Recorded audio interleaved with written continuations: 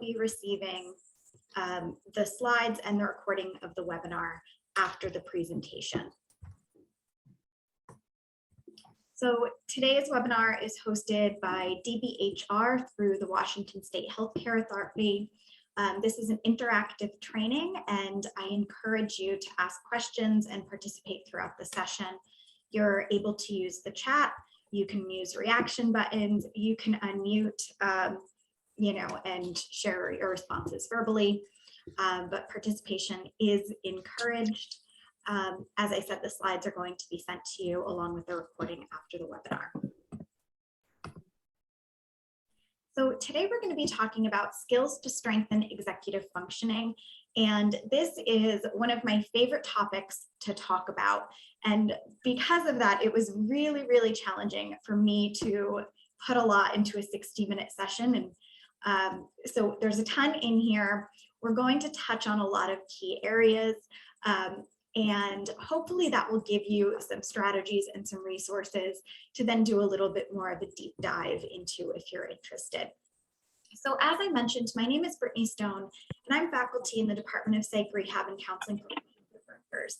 My primary role in that department is to provide training and technical assistance on a variety of career development related topics. I specialize in issues related to college student mental health and school to work transitions for people with mental health conditions.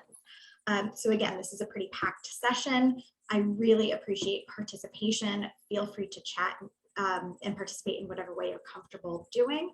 And we're going to go ahead and jump in. So today we're going to talk about executive functions, the barriers associated with EF challenges, and discuss strategies to then be able to strengthen executive functioning. And, in order to manage many of the demands that all of us face on a regular basis, demands brought about by work, by school, by life, by relationships, we all rely on executive functions. So while the purpose of this is to give you some skills and strategies to use with people that you're working with, many of these things are also things and strategies that we can and should be applying in our daily lives. And these include skills like organizing, prioritizing, managing distractions, emotional regulation. All of these things are related to executive functions and can be sharpened by improving our executive functions. So this workshop is going to give you a deeper understanding of some of those things and then some strategies to be just that, to sharpen executive functions. So here is a very, very brief overview of what these things are. Executive functions are often referred to as our neuropsychological processes needed to sustain problem solving toward a goal. It enables all of us to account for long and short-term consequences of our actions and to be able to plan for those results. So to be able to look ahead and understand what steps we need to take, what barriers, what consequences, to be able to work toward that goal. It allows us to make those real-time evaluations of our actions that are necessary for any adjustments that we might need to make, that flexibility, if we see that we're on our way to not be able to achieve whatever our goals are. So this is that collection of those cognitive skills that we need in order to do those things. Now, when we're thinking about executive functions, there's a number of different categories of them. Some of the core executive functions that you'll hear commonly talked about are things like inhibition or inhibitory control. This includes things like self-control or behavioral inhibition, inference control, which is selective attention, and cognitive inhibition. It also includes, we talk often about working memory and cognitive flexibility or mental flexibility, that set shifting here it related to, which can sometimes be associated with activity. So these are three core EFs that we talk about and that everything else kind of stems, or branches out from. There are, as I mentioned, a number of ways to kind of classify or cluster EFs. Brown is a really common one that you might see. He's done a lot of research around EFs. And his classification organizing, prioritizing, activating, focusing, sustaining, and shifting attention to task, regulating alertness, sustaining effort and processing speed, and there's managing frustration and modulating emotions, and working memory and access recall. So you'll hear them talked about a number of different ways, and here are some of the common ways that we do that. Yes, if everybody could mute, that would be much appreciated so that there isn't so much background noise. So our executive functions are critical in many, many aspects of life. You know, for today's purposes, we're going to be talking a lot about the learning and working and how they affect those. But research has demonstrated that, you know, it's way more broad than that. So you can see here, and I do have this article linked if you want to take a deeper look at it. Mental health. Executive functions have been shown to impact addiction, conduct disorder, OCD, ADHD, depression, schizophrenia, physical health. Poor executive functions are associated with obesity, substance abuse, overeating, and poor treatment adherence for a number of different types of physical health conditions. People with better EFs report a higher quality of life.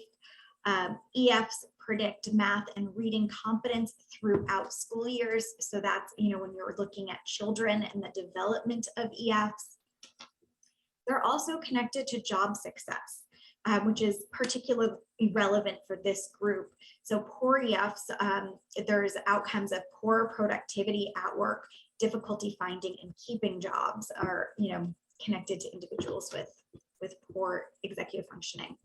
Public safety, social problems, including crime, reckless behavior, violence, and emotional outbursts. And you'll see that when we kind of talk about some of that emotional regulation. And then relationships. A person with poor EFs can be more difficult to get along with. And again, that's related to some of that emotional regulation, less dependable, and more likely to act on impulse. So this is some of the EFs as I have them kind of categorized and chunked for the purpose of today's session. And it gives you just a really quick look at how some of these things can impact us with, you know, employment, learning, you know, so typically you might see these kind of parsed out a little bit more. For the sake of time today, they're chunked tighter together. So the first area is attention and focus. And this is something that we see a lot. I work in higher education, and when I'm interacting with students, this attention and focus and organization and planning are two of the really big things that I see impact, you know, college student behaviors and college student success. So that first area of attention focus, or attentional control, as you may see it called, this refers to an individual's capacity to kind of filter out noise. Now remember, we're thinking about this in terms of what do people need to do to attain goals or to maintain goal-directed behavior. So we want to be able to figure out, you know, what is just noise and where do I need to put my attention so that I am able to make progress and work toward my goals. So it's being able to choose what you're paying attention to, and then what do you need to ignore at that moment. You know, so low attentional control is commonly associated with individuals with ADHD, but it's also common in individuals with schizophrenia, with Alzheimer's disease, with people experiencing anxiety disorders and depression. So research has demonstrated that we see this in a number of different conditions. And this may cause difficulty with being able to sit in class, being able to sit through work meetings or trainings, reading long text documents, completing tasks on time, and participating, you know, just in interactive conversations and discussions that might be going on in the office or in meetings that you're having. So it can have a real significant impact on somebody's performance in school and work. Our next area is organization and planning. So, you know, being able to, again, if everybody could just make sure they're muted, I would really appreciate that so there isn't some of that background noise. plotting, being able to plot, being able to initiate a sequence of tasks and steps, think through how to break down a big task and be able to plan for those steps, is a really critical thing. And when we're thinking about work or school, is somebody able to take on a large task and think through in a logical way, what do I need to do in order to complete this task, in order to achieve it? That could impact somebody doing group work or group projects, in a work setting, in a school setting, doing time management related activities. Having a lot of disorganization can lead to many more distractions, and distractibility. So it's preventing things from getting done that need to get done. Emotional regulation and impulse control, as I have it clustered here, these are really important components in executive functions, because this allows us to suppress action that is unhelpful in a given context and suppress those things that are going to get in the way of goal-driven behavior. So simply put, response inhibition helps individuals stop and think before they act. It also helps us to ignore outside interference, like text messages that we may be receiving, email alerts that are chiming in, funny TikTok videos that we'd really rather watch than, do documentation. So things like that. But it also allows us to display kind of social norms of a setting. And we know that for individuals with mental health conditions, sometimes it's some of those social cues and that social cohesion that can impact getting a job or maintaining employment, being able to connect to work culture and form some relationships. So we know that response inhibition is really imperative in tasks like maintaining safety. Are you putting a seatbelt on? Are you wearing a helmet? Are you operating machinery in a safe way? Are you reading instructions and directions and following those things before you begin to work? It also helps us with problem solving and being able to problem solve efficiently and thinking through what are the consequences of my actions, and then being able to stop, think about that, and then act, rather than acting just on impulse or on those initial emotional reactions that we have. It's also a skill needed to help keep us focused on the tasks at hand rather than what else might be going on in the environment. So what might this look like at work or school? Well, it could be just like blurting out or cutting people off in meetings or in a classroom. Being able to wait for somebody else to finish speaking before you jump into a conversation. It might be ignoring distractions when you have deadlines or due dates coming up. Reading directions before starting assignments or before jumping into that task that your supervisor assigns. Reading through what's required of a job before you go ahead and apply for it. Being patient with other people, allowing them to explain. Completing long multi-step tasks, waiting in lines or waiting in traffic. Keeping oneself from falling back to sleep in the morning. That can also be related to emotional regulation and impulse control. And not talking back when upset. So being able to manage really challenging and intense emotions without, kind of blowing up or yelling at coworkers or yelling at. Are you sick? Okay. Shelley, did you have something you wanted to share?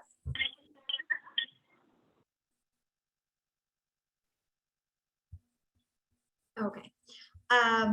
So our next area is cognitive flexibility and reasoning. And this is critical to being able to shift our perspective and to develop new beliefs. So that kind of talks about how are we integrating new learnings, being able to be challenged, being able to make connections from what we know to what we're learning and integrate that in a logical way. Being able to think about consequences, being able to think about rewards and expectations.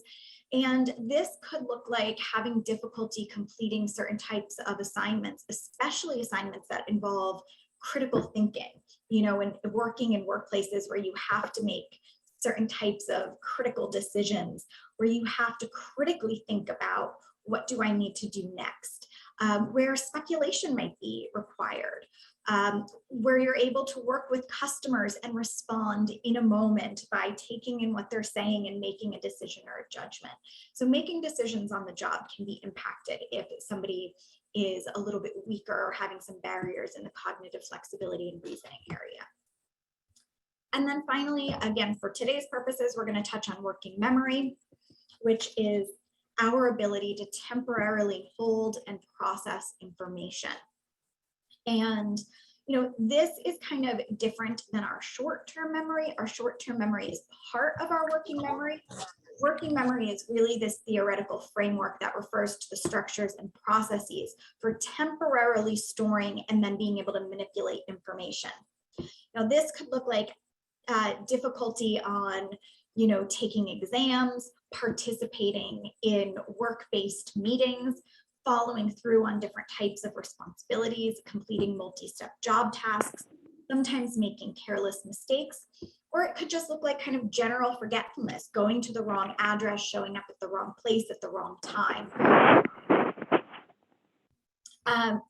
So as you can see, executive functions, they really help control and regulate a number of different cognitive processes and are the behaviors that we need, to be able to carry out in order to achieve our goals.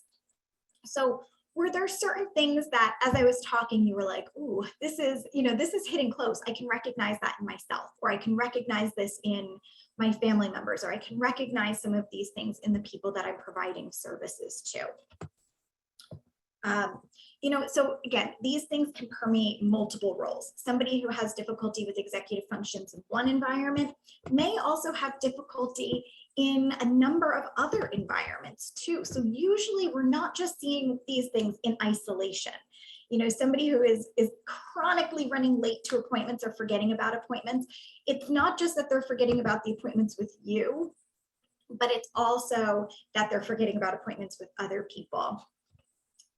Yes, Emily, I can relate to that. Thank you for sharing. So one of the tricky things with some of these EFs is that it's not the typical focus of mental health practitioners or providers or job developers. Usually our focus is kind of on more traditional mental health symptoms or developing wellness strategies. So oftentimes some of these EF barriers might either kind of get overlooked or they're unattended, but still are continuing to get in the way and trip people up. So let's just pause here for a sec. I want you to think about, how people typically learn or develop EFs, executive functions, some of these skill sets. Where did you develop them? What ones do you struggle with? What ones are you really strong with? How did you go about building up the ones you're strong with? So just, you don't have to, you can respond in chat, you can certainly share, you don't have to, but I want you to kind of consider it, in how these things were developed or how you've continued to hone them. I'd say for emotional regulation and impulse control, my dad was in the military, so it was very much so like, even kill, keep your composure. Also being of an underrepresented community, just being out in daily social interactions, having to be cognizant of what I look like and how people could respond to that. So making sure that I was always on my toes. Yeah, so a couple different cultural influences that you had to really be aware of in terms of emotional regulation. So you had modeling from family members, but then also safety concerns that you had to take into account. Emily, did you have your hand up? Yeah, I did. I'm sorry. I was like walking. My dog passed something really noisy, so I was gonna chat it, but I passed. Yeah, I am not really sure where I learned all or lack thereof of these. Honestly, I have a lot of trouble with emotional regulation and impulse control as well. I have ADHD, but I have like bipolar disorder as well, so that kind of makes that one really hard. And then, attention and focus is like been a really big one that just always has bothered me. And I just don't know where I got that. Yeah, thank you for sharing. So yeah, you're recognizing that some neurodiversity has created challenges in some of these areas, and you're recognizing ways that they've impacted you. And then I've got a few people in the chat sharing, so thank you for that. Organizing and planning, sticking to the task I'm on until finishing and moving on to the next, impulse control, attention, and focus. I was just thinking that I personally have been struggling with some of these EFs in a more significant way as a result of working full-time during the pandemic. Yes, it's a good reminder that circumstances and new stressors can have a big impact on us. Fantastic point. And that's another thing. So whether it's just, that we had a way of doing things that worked for us, we had compensatory strategies, and this is whether or not there's any type of neurodiversity. When you have certain types of things that do work for you, and then everything gets kind of turned upside down and your environment changes, you have new stressors. Sometimes the strategies or the compensatory strategies that you once used and that were once successful no longer work, no longer match the environment, or just like you have too many other competing demands for your time, for your attention, and it makes these things so much more challenging. Learn by making mistakes and not waiting to repeat those mistakes. Fail in classes because of distractions or treating someone poorly because of rash decisions. Yeah, so recognizing that, okay, these are things that have gotten in my way in the past. These are things that haven't led to the outcomes that I've wanted.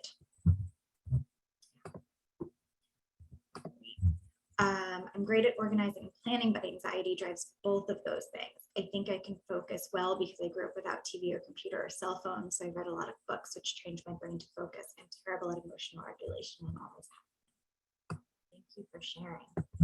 Yeah, I know the technology definitely makes me worried. I'm a mom of 2 young kids, and technology is something that it's like I didn't grow up with. So now having to figure out that and how that impacts brain and development. Taking a break from school, I failed 2 quarters due to inability to keep up. Yeah, so you're seeing some of those academic difficulties.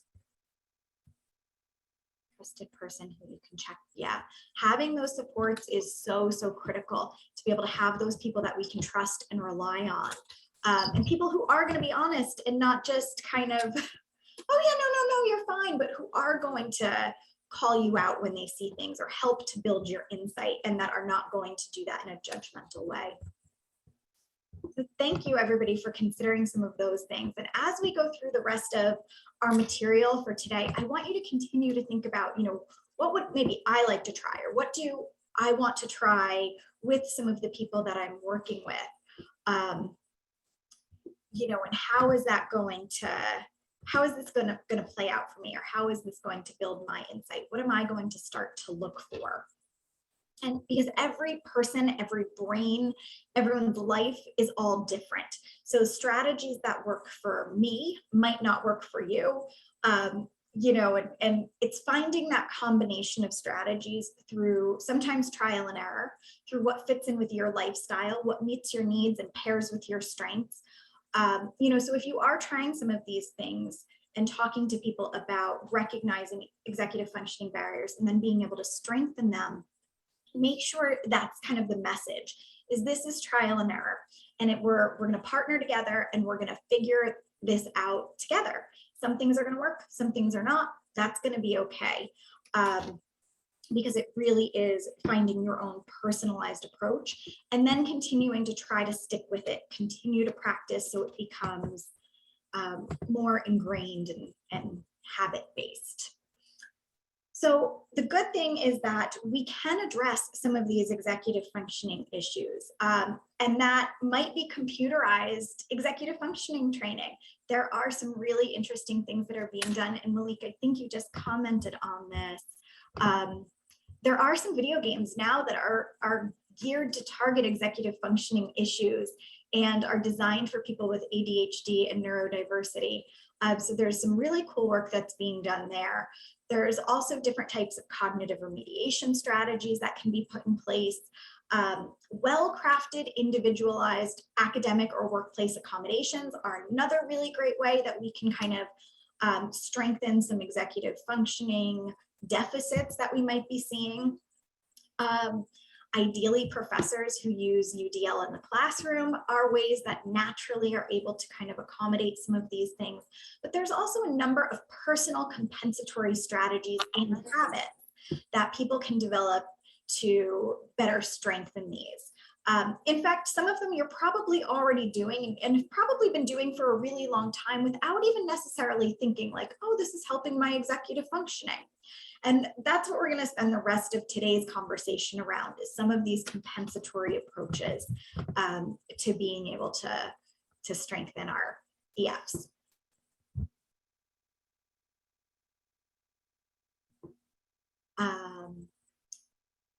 Sharon, I am not personally familiar with some of the video games. I've just been kind of hearing bits and pieces. One of my colleagues and I were recently, she was telling me about it. But I can certainly get you that information. I'll put my email address in the chat afterwards, and if you email me a little nudge, I can get that information for you and send it over to you.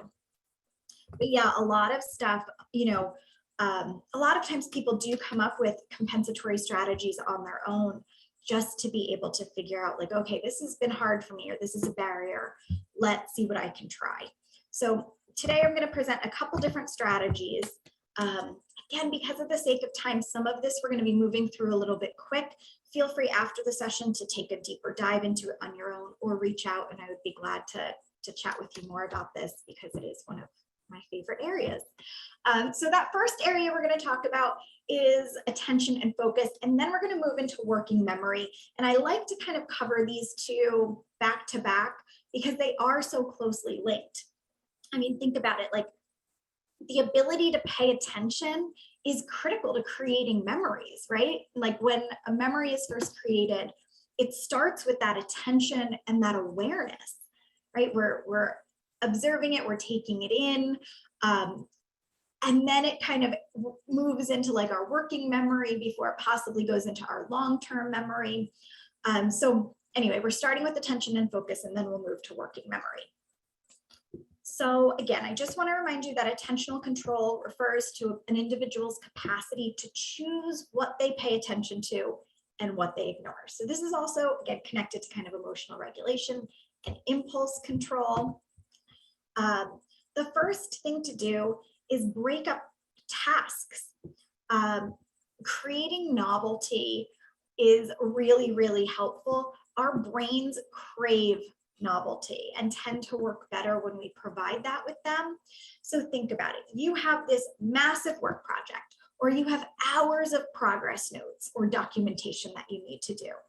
That can feel really, really tedious, right? So rather than kind of thinking about it in terms of like this lump and chunk of things that you need to do, how can you break that up into smaller ways? How can you weave in breaks? How can you create some novelty with it? Is it that you're pairing, okay, I absolutely dread doing this kind of work, but I'm going to listen to my favorite music while I do it. Or I'm going to do it for 20 minutes and then I'm going to go walk my dog for 5 minutes.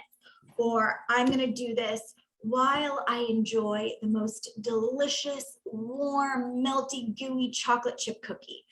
So like what can you kind of pair together to create novelty, to break those things up so it doesn't feel like such a suck of energy and life. So you want to create intentional breaks. You want to try to limit distractions and keep unnecessary things out of your environment as much as possible. We also want to consider the types of tasks that we have throughout the day. So I like to think of them as kind of like energy boosting tasks and energy zapping tasks. So think about the things that you have to get done on a regular basis, because we all have those things.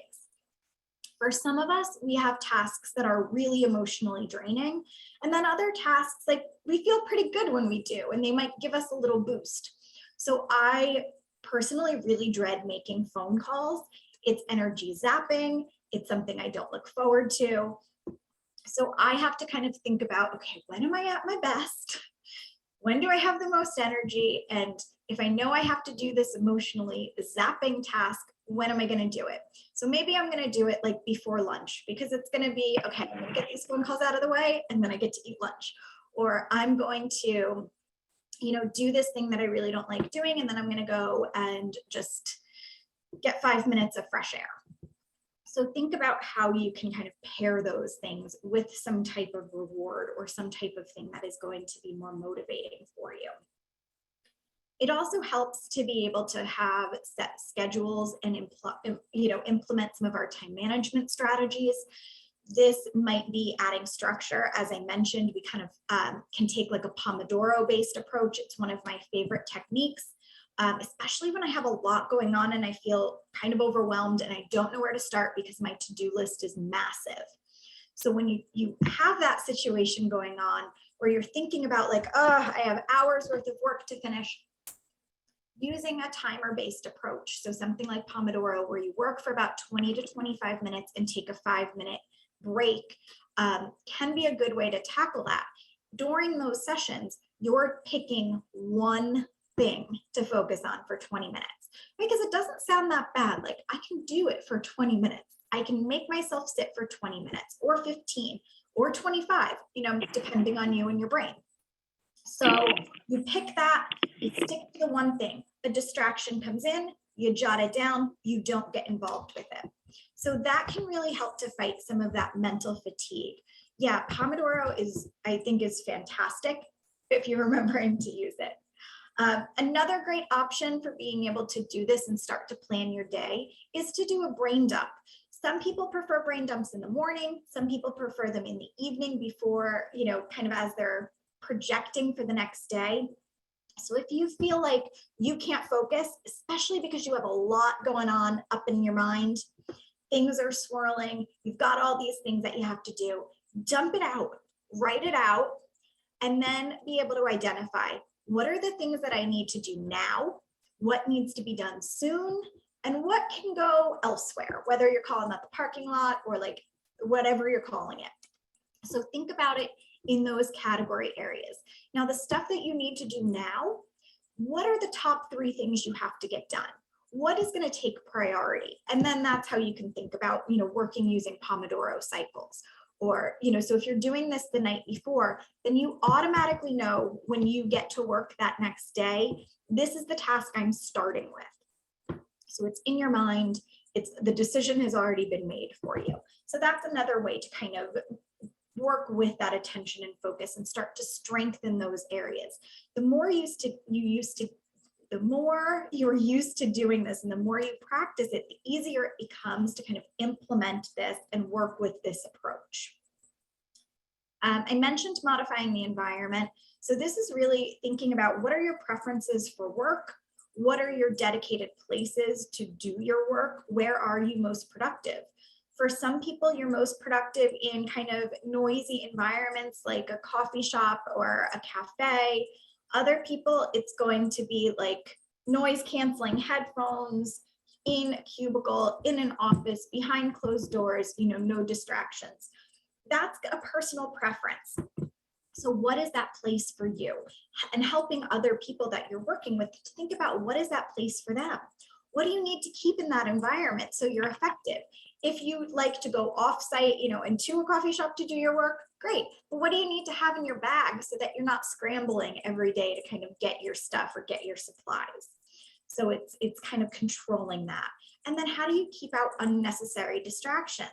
For some of us, when our brain sees lots of clutter, lots of stacks of stuff, piles of laundry, stack of books, whatever it might be, it's easy to become distracted and have our attention pulled to those other things. I found that especially challenging during the pandemic when I started working from home all the time, because now suddenly there were like all of these little things that would pull my attention and seemed so much more appealing than getting some of my work done at the time. So think about your environment. It really does impact your ability to focus. And then practicing mindfulness is another way that we can start to train our brain to maintain some of that attention and focus, because that has been shown to enhance our attentional control.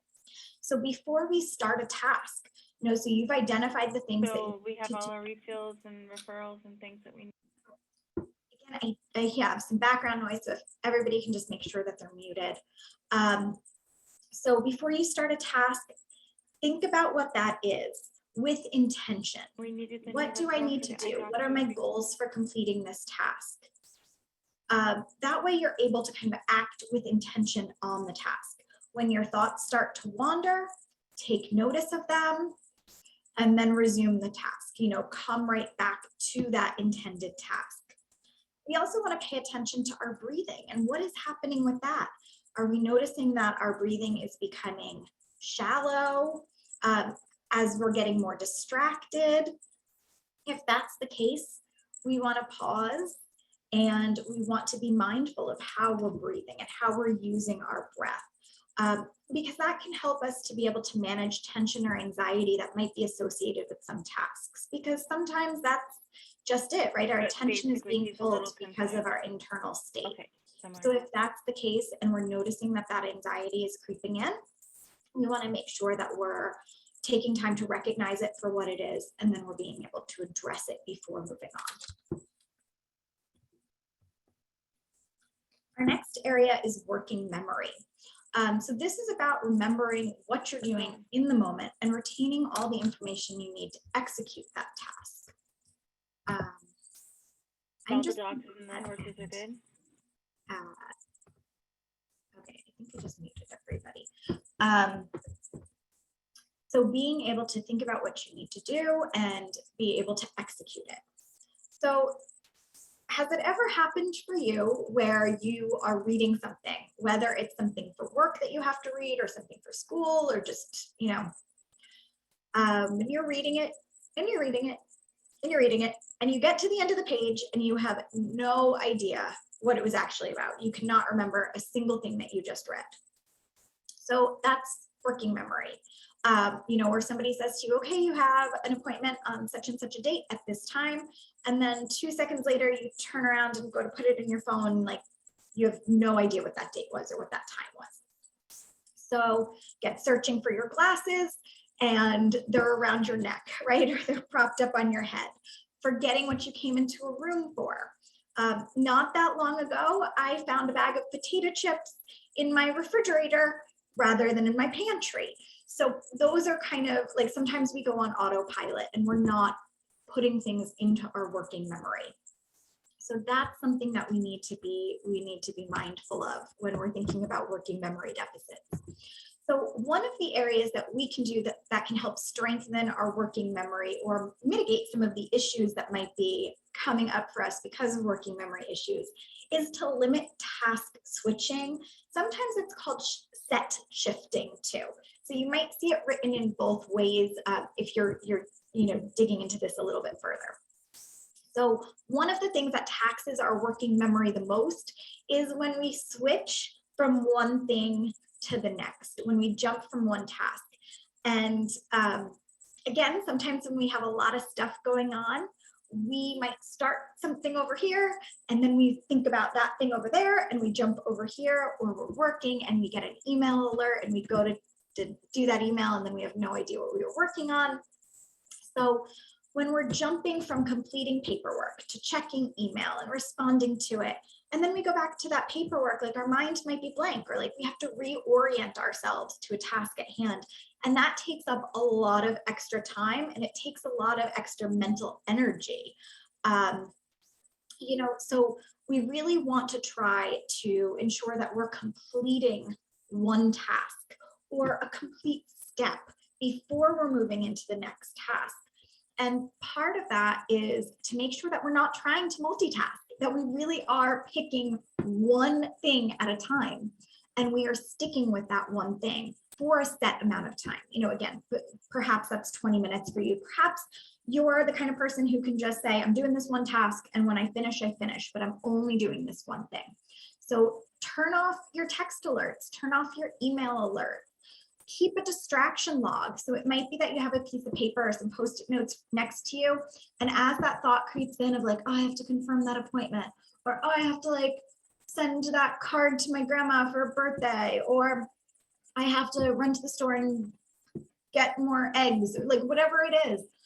Instead of doing it in that moment, instead of like going on Amazon, ordering the groceries you need to order, just write it down. Don't act on it, jot it down, move back to your task. And then practice boundary setting. So the coworker comes in and is like, oh, can I talk to you for a minute? I'd love to talk to you in 10 minutes once this project is finished, rather than just kind of jumping into that conversation, because it's going to take you longer to get back into what you were doing.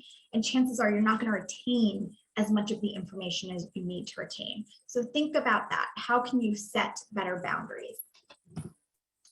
Next thing, write it down. I know for me, I have to write things down. If you have to task switch, if you really like, a supervisor comes in and says like, I need to see you right away, and you can't put that boundary for your supervisor. Write down what you're working on. Okay, I'm finishing up chapter 2 in my psych book. I need to pick back up on classical conditioning. So identify what that task is, identify what that thing was. It helps you to better store it and remember where you were. So you're kind of creating this like little narrative for yourself. Creating narratives is a really effective way to improve memory. Ideally, if you can say it to somebody else, that's even better. Be able to say it out loud, share it with somebody, email it, but make yourself a note of it.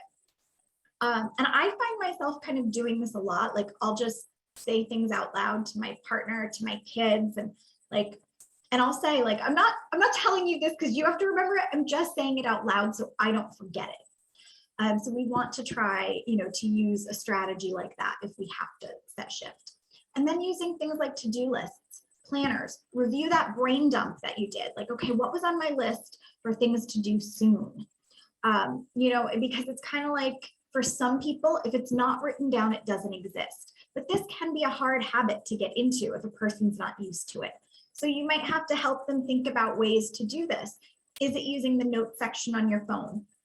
Is it using, just like having a Word doc on your computer? Is it having notebooks, right next to your workspace, or a stack of Post-it notes or something? So what kind of person are you? Are you a tech person who prefers electronic means? Are you a paper and pencil person who prefers written lists? So think about, again, what your strengths and preferences are and kind of go from there with that. And then we also really have to consider stress regulation when it comes to working memory. Forgetfulness is one of the most common signs of stress, believe it or not. And stress can really impact our ability to make and retrieve memories, which is wild to me.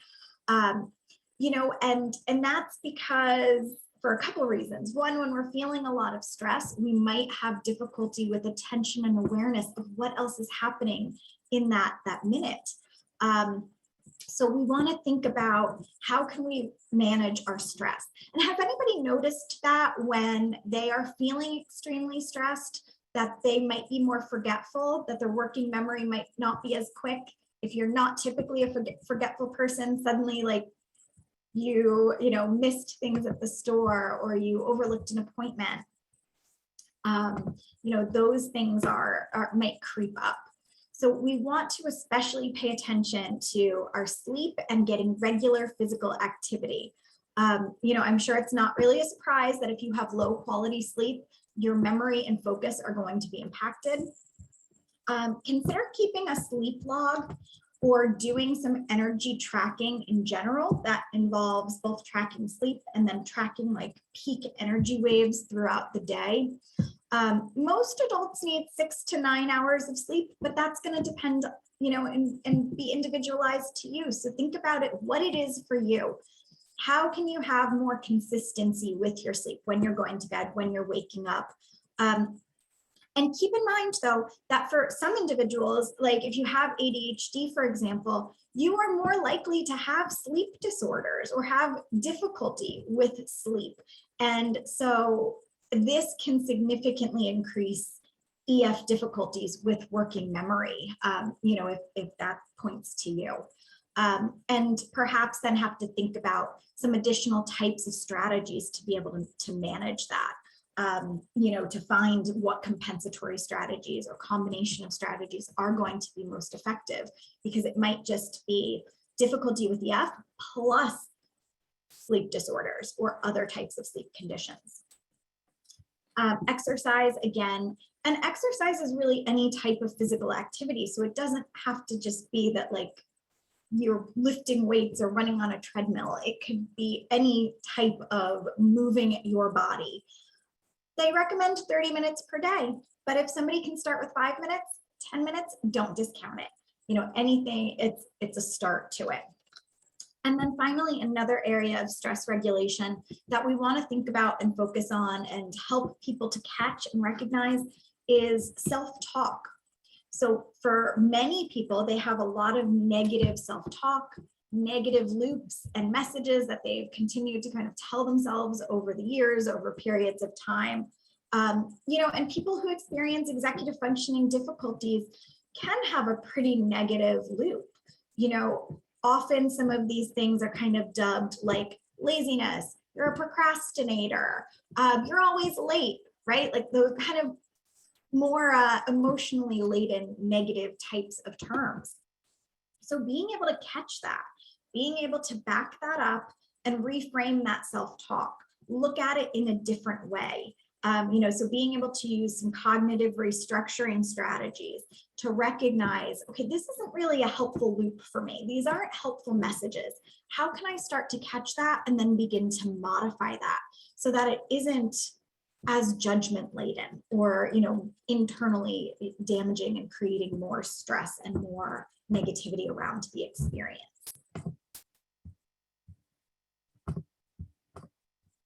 Okay, organization and planning. So just like I mentioned earlier with attention, we want to declutter. We want to remember too that organization is a continuum. So for some people, the person with piles and piles of books on their desk, they usually know what's in each of those piles. Might not be the best version of organization, but can we move those piles so that we're out of sight? Or can we start to create intentional places to put things so that our clutter doesn't become a distraction? It's not pulling our focus, because our brains are seeing that clutter and it's extra noise, which is then harder to block out. So one of the things that I like to think about is having automatic places for things. So if you're somebody who might lose things or things get misplaced, you spend a lot of time looking for those keys or your phone or your ID or your computer charger or whatever it is, have automatic places, which are locations in your environment where you always keep things. Put a little bowl by the front door, put a hook on the wall, have a bag that things always go into, store it in the same cabinet. Just begin to create patterns and habits, all of those things, whether it's, valuable papers that you need, important numbers, your calendar, your notebook that you write everything down in, your glasses, your watch, your mask, your keys, like whatever it might be, so that you're not just kind of dropping it and then spending a lot of time hunting for things. So creating habits around that stuff can be really helpful. Also think about how you're creating habits around when you're doing your planning, when you're looking at your schedule of things for the day, when you're looking at your work tasks. Do you do that every night, at the end of a shift? Do you do it first thing in the morning before a shift? Do you pair having, do you keep your planner right by your toothbrush in the morning? So every morning you go in, you're brushing your teeth and you're looking over your planner. So how are you structuring your habits to be most productive for you? And then think about, are you able to find similarities when you're planning? Think about similarities in tasks. So if you have to run errands and you know that like the food store, the dry cleaner, wherever you need to go, they're all on that one side of town. How can you make the most use of your time then? Is it thinking about location, resource, type of task, Maybe you're doing all your phone calls at the same time. Maybe you're doing all your emails at the same time. Maybe you're doing all of your job tasks at this building at the same time. So how can you put those things together to make the best use of your time? And then there's applying strategies like the Eisenhower matrix, which helps you to look at urgency and importance of tasks. So Eisenhower is another really great strategy that I encourage you to look up, because it can help you to think about how are you conceptualizing the things that you have to do. It's looking at some tasks being urgent and important, urgent but not important, like those little fires that might constantly have to get put out. Or is it things that aren't so urgent but really important to you in the long run and your goal development in the long run? Or are there things that are just not urgent and not important that you spend a lot of time doing, like looking at funny TikToks, or, you know, scrolling social media, or, you know, things that like could be getting in the way of completing your goals. So thinking about that too. How are you structuring and prioritizing so that things that are truly important, whether or not they're urgent, can still get done? Now, emotional regulation is our next kind of cluster of areas.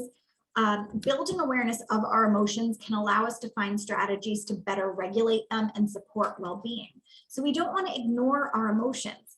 We want to think about, what are they telling us, right? Because then we're able to be more resilient when dealing with intense emotions. It might be able to help us fight or manage procrastination, because behind procrastination is usually some negative self-talk and emotions like shame. Shame can lead to avoidance and increased distraction. Sometimes emotions like anger can lead to interpersonal conflict. It might lead to quitting a job that you don't really intend to quit. You know, so we want to think about what these emotions are, what is coming up for us. We might need to help people build a feeling word vocabulary if they don't already have it, and recognize how, you know, actions, consequences, behaviors, feelings are all intertwined. Being able to sit with feelings and name them, and then use, you know, whether it's regulating stress strategies, things like grounding techniques. I really like the 5-4-3-2-1 grounding strategy, where you're using environmental and sensory things to be able to ground you in the moment, or even just being able to pause before acting, using something like a STOP type. It's a STOP acronym: stop, think, observe, and plan before taking action, is another way to help people begin to pause before acting, so that they're able to think about, what are the outcomes I really want from this. Also, so being able to use that mindfulness that we talked about before, to be able to sit with emotions, name them, rather than kind of fighting against it. Like, okay, I'm feeling some anxiety. This is because I'm afraid that I'm not going to be able to do the task to the best of my, you know, that I'm not going to meet my boss's expectations. And that's why this is coming up for me. Helping people to develop some visualization around emotions. So this is like a wave. There's an ebb and flow. This is temporary, you know, so again, it's just using some of those mindfulness strategies. Another idea for blocking emotional regulation is to think about internal distractions that a person might be experiencing. So are you able to quiet some of those emotions with music, with ambient noise, again, catching and reframing negative self-talk? So some of those cognitive behavioral approaches, and using those types of things. Are you able to have certain types of fidget type strategies to regulate emotions or to do some self-soothing? Are you able to use smells, you know, and fragrance to be able to put yourself in a place to block some of that? So just finding those types of strategies that are self-soothing and having those within the environment can help with some of that emotional regulation. Some people that I've worked with in the past have kind of had like mental health, like work kits that they keep with them to bring to work. When I worked in supported employment, we would help people think about, well, what are those little things that you can bring with you so that you're able to manage emotions and have like a coping bag with you at work. And then this is our last area that we're going to talk about today. And I know we're right up against time, so I'm going to go kind of quick. Cognitive flexibility and reasoning. So one of the things that we want to do, which also ties into emotional regulation, is practice perspective taking. So sometimes it's easy for us to kind of, again, think about like just from our perspective, using CBT strategies, like looking for evidence, considering alternatives, taking someone else's perspective can help us to depersonalize things, you know, and kind of move forward without making it be so negative on us or holding our own views. So we want to assess that evidence, teach people to do that. We want to also assess different day-to-day interactions that we're having, thinking about, you know, what did that bring up for me today? What were my thoughts that I had about it? And how did those thoughts maybe lead to a certain feeling? You know, if I'm thinking like, oh, my boss wants to meet with me tomorrow, what is that bringing up for me and why is it bringing that up? And then think about, how do we develop more flexible ways to problem solve? On the next slide, I have the wise choice model, which is a great way of teaching people to kind of systematically think through making decisions and choices. But even just helping people begin to brainstorm all the possible solutions before jumping into kind of either what their usual pattern is or jumping into a really emotionally fueled decision or action.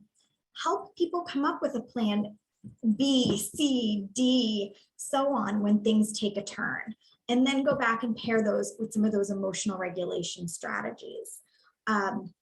You know, and the other part of this cognitive flexibility piece is being able to kind of integrate new information for us. Mentally switching tracks when we're provided with new information can be really hard for us. And work often requires us to do that, to kind of mentally quickly switch tracks fluidly and flexibly. So think about this. You know, you're in this session and you're listening, you're maybe taking notes. And then I ask you a question, and now suddenly you're switching to participating and answering, right? And that can be compounded if I'm talking about something that you feel an emotional connection to, whether it's a specific task or a specific idea. You know, it can kind of be like, well, things have always been done this way, and now you're giving me new information and wanting me to integrate it. How am I going to do that? So it's kind of connected to some of that task switching. But it's that being able to be mentally flexible and cognitively flexible. So just like for many of us with the pandemic, right? Like your life just got completely flipped during the pandemic, and you suddenly had to think about, what are those new strategies I have to employ? You are focusing on a task, for example, and you're at home and you're 2 cycles into Pomodoro, and all of a sudden your kid starts knocking on your door, calling to you, needing the 1,000th snack of the day. You know, and you stop and like snap at them. What do you need? I'm working, right? Like, so that is some of that difficulty with being able to mentally shift from one thing to the other. And again, it's also connected to that emotional regulation. So if you can kind of think about that, like, are you in the midst of a task and somebody's calling your attention away? How does that feel? Are you able to shift really quickly, or is there some emotional connection to it? One strategy to check for cognitive flexibility is this Stroop effect test. And we don't have time to do it now, but you will get these slides and you can kind of check yourself on it. But that's another really good thing, is to kind of think about, where am I as far as mental flexibility goes? Do I have a harder time with mental flexibility and cognitive flexibility when I'm feeling stressed or when I'm feeling anxious? So we want to think about ways to be able to build that. You know, and again, perspective taking can be a really nice way too. So this wise choice model identifies these 6 questions. This is kind of what I mentioned before. You can teach people to do this as a way, again, to build that flexibility and being able to make decisions that are not as emotionally connected. So those. So remember that our executive functions impact many, many areas of our life. I want you to start to observe how you use them, what it looks like for you, and begin to notice barriers that those people that you're working with may be experiencing because of executive functions. Play around with some of these strategies, dig into them a little bit deeper, see what helps you, see what helps the people you're working with. You know, do that targeted skill development with people around some of these things. And remember, practice is critical. It's also trial and error. There is no one size fits all approach. It's, you know, pulling on this one, pulling on that one, continuing to practice, build it into your day so that it does become a habit, just like, you know, anything else does. You are going to get a copy of this. I have some additional resources here. This is just a little like infographic that I liked about it. You're going to get these slides, and you know, so if there are things that come up for you, I will put my information in the chat. I really appreciate your time, your attention today. Your participation has been wonderful. So thank you so much for that. I'm going to go ahead and stop the recording now.